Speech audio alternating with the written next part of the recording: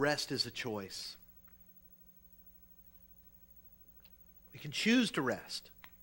Wonderful thing God's given us, this free will. Sometimes it gets us into trouble, but when we use it to choose Him, it is a glorious thing. Hebrews chapter 4, verses 1 through 3.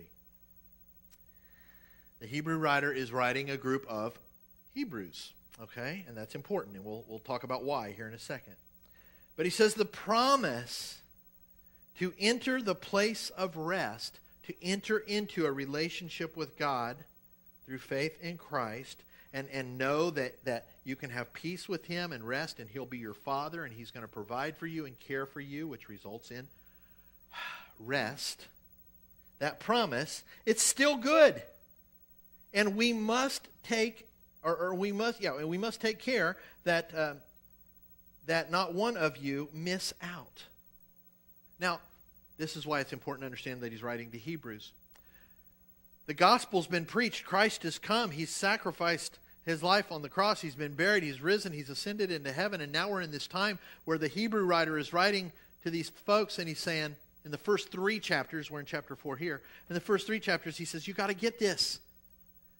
Jesus is so much better than the whole old covenant thing. He's superior to angels. He's superior to the old priesthood. He's superior to the law. He's superior to Moses. He's better than all of that.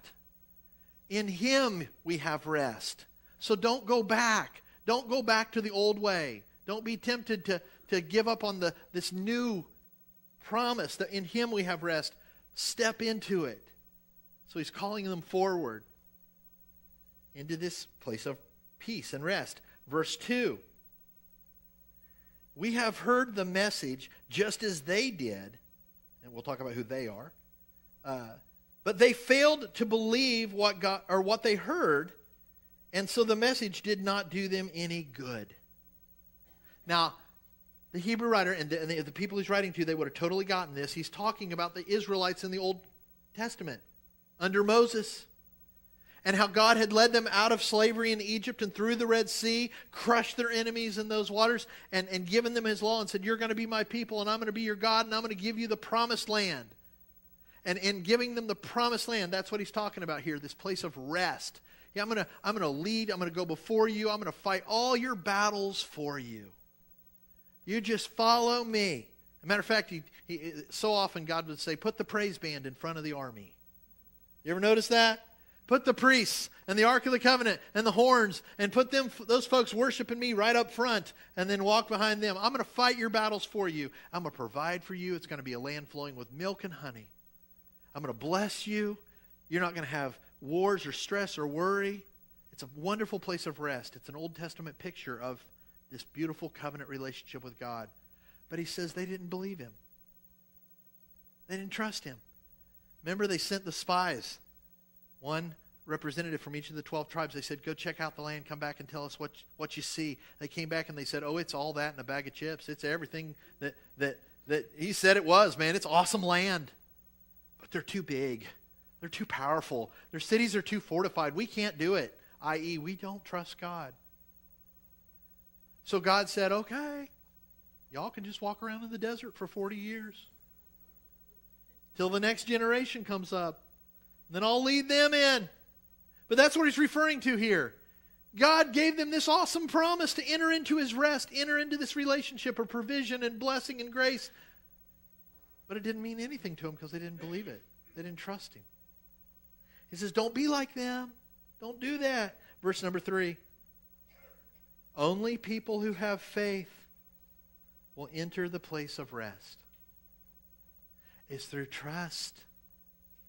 Trust and obey, for there's no other way. I say it all the time, man, to be happy in Jesus. But to trust and obey, to put our faith and believe, yes, God, you've got this, and I believe you. You will provide. I can rest in you.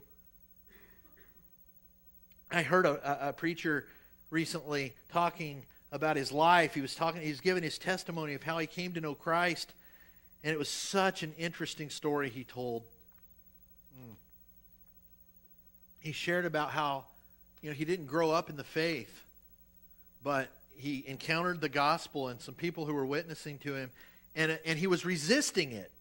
You know how that works in your flesh. You're like, I'm under conviction. I know I'm starting to feel these things. I'm starting to feel conviction for my old life, and I'm kind of belief in Jesus is starting to come alive in me, and I'm wrestling with that.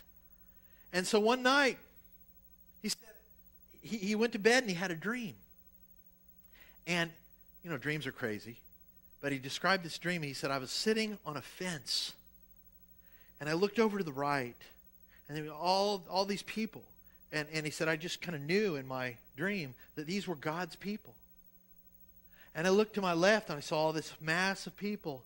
And I just knew in my dream these were the devil's people. These were people who had never trusted Christ. And all of a sudden, God came and took all of his people away. And I looked over here and the devil came and he took all of his people away. And then he came back for me. And I said, wait a minute. I'm on the fence, man. And the devil said, no, you don't get it. The fence is mine. Ooh. He's like, oh, and he woke up. It must have been a pretty good dream because he's a preacher now. And I think he ran to Jesus when he woke up. But that's powerful, guys. And you know, there's an old rock band that I used to listen to called Rush. And they had a pretty good line. They say, if you refuse to choose, you've already made your choice. Pretty good line. And that's kind of what's happening here. And that's what the Hebrew writer is saying. Don't be on the fence. Don't teeter between trusting and not trusting. Press in. Choose Christ. Choose to trust him. Let go. Let him have your life, man. That's where peace and rest come, when you choose him.